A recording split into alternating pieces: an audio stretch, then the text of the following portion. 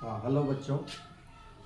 आज अपन देखेंगे केमेनोफोर जो बार बार आप सुनते हैं तालाबों में, कुओं में पानी को साफ करने के लिए जो पोटेशियम परमैंगनेट, जिसको लाल दवा के नाम से आप जानते हैं।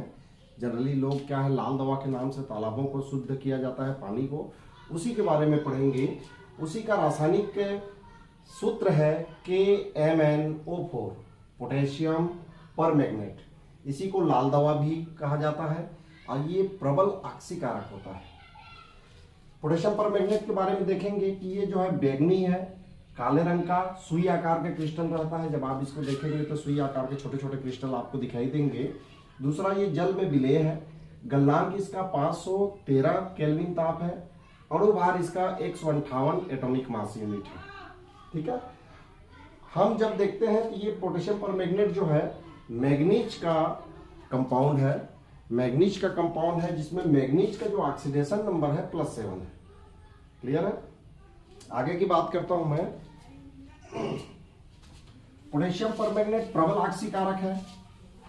क्यों प्रबल ऑक्सीकारक है, इसके बारे में बात करेंगे।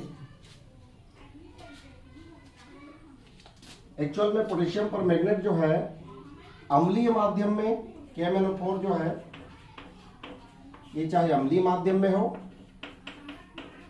या क्षारीय माध्यम में हो, बेसिक मीडियम में, या न्यूट्रल माध्यम, उदासीन माध्यम में, तीनों ही माध्यम में ऑक्सीकारक होता है।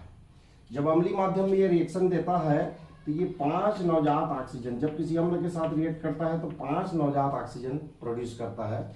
या हम ऐसा कह सकते हैं कि ये 5 इलेक्ट्रॉन गेन करता है। ठीक है।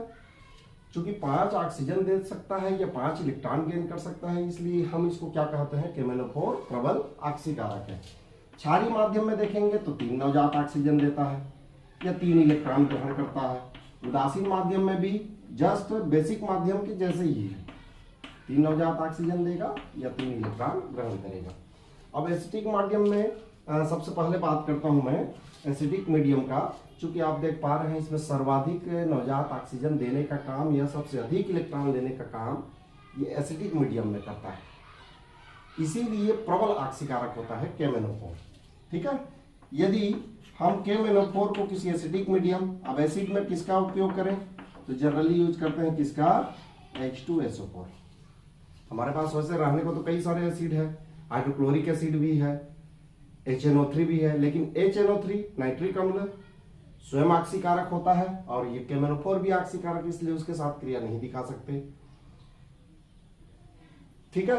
HCl की बात करें तो उसको अपचयित कर देता है, इसीलिए हम किसका उपयोग करेंगे, KMnO4 सल्फ्यूरिक अम्ल के साथ जब रिएक्शन देता है तब ये K2SO4 बनाता है, पोटेशियम सल्फेट, MnSO4 बनाता है, मैग्नीज सल्फेट, H2O बनाता है और 5 नवजात ऑक्सीजन क्रिएट करता है। ठीक है। कितना नवजात ऑक्सीजन क्रिएट करता है, 5 नवजात ऑक्सीजन क्रिएट करता है। जब समीकरण को आप बैलेंस करेंगे तब ये यहां पर 2, यहां 3। ठीक है। बैलेंस करके लिखना है। आप इसमें देख पा रहे होंगे कि जब ये सल्फ्यूरिक एसिड के साथ क्रिया करता है, एसिटिक मीडियम में आता है, तो 5 नवजात ऑक्सीजन देता है। अब ये 5 नवजात ऑक्सीजन देगा तो ये कई यौगिकों को ऑक्सीकृत कर सकता है। जैसे H2S है, H2S को सल्फर में बदल सकता है। ठीक है। फेरस आयन है, Fe2 धनायन वाला कोई भी कंपाउंड है तो उसको Fe3 धनायन वाला यौगिक में बदल सकता है। क्लियर है। ऑक्जेलिक एसिड है, ऑक्जेलिक एसिड ये टाइट्रेशन में आप यूज करते हैं। ऑक्जेलिक एसिड COOH, इसको वो CO2 में बदल देता है। कुल मिला के इसका काम ऑक्सीकारक है, मतलब ये किसी भी कंपाउंड को ऑक्सीडाइज कर देता है, स्वयं जो है रिड्यूस्ड हो जाता है। KMnO4 का आप देख पा रहे होंगे इसमें +7 है। मैग्नीज के जब ऑक्सीडेशन निकालेंगे तो इसमें +7 आएगा और मैग्नीज इधर जाकर के मैग्नीज सल्फेट बनाया है जहां पर मैग्नीज का ऑक्सीडेशन +2 है। मतलब मैग्नीज क्या हुआ, स्वयं में रिड्यूस्ड हो गया, इसलिए दूसरे को ऑक्सीडाइज कर सकता है। कोई अल्कोहल है C2H5OH, नाम देख पा रहे होंगे, एथिल अल्कोहल, इसको जो है वो एल्डिहाइड में बदल सकता है, ऑक्सीडाइज कर सकता है। ऑक्सीडाइज का मतलब क्या है कि या तो वहां से धन विद्युतीय तत्व को बाहर कर दे या ऋण विद्युतीय तत्व को, धन विद्युतीय तत्व को ग्रहण कर ले या ऋण विद्युतीय तत्व का त्याग करा दे।